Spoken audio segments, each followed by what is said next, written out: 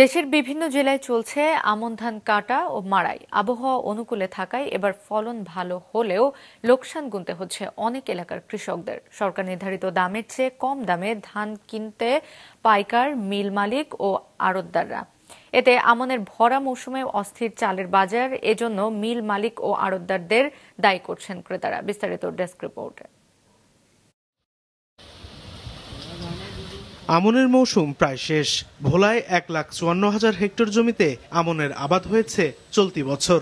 আবহাওয়া অনুকূলে থাকায় এবার আমনের ফলন ভালো হয়েছে, এতে খুশি কৃষকরা।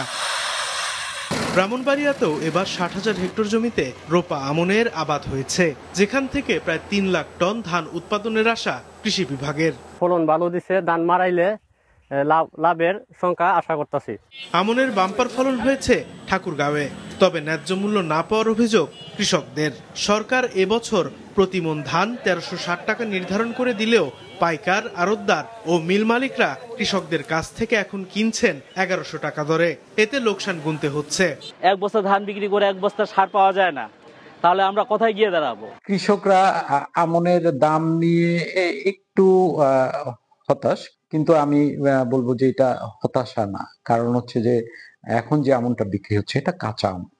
এদিকে স্বস্তি ফিরেনি দেশের অন্যতম চালের মোকাম কুষ্টিয়ায়। বাজারে নতুন ধানের চাল উঠতে শুরু করলেও মোকামে মোটা ও চিকন সব ধরনের চালের দামই চড়া।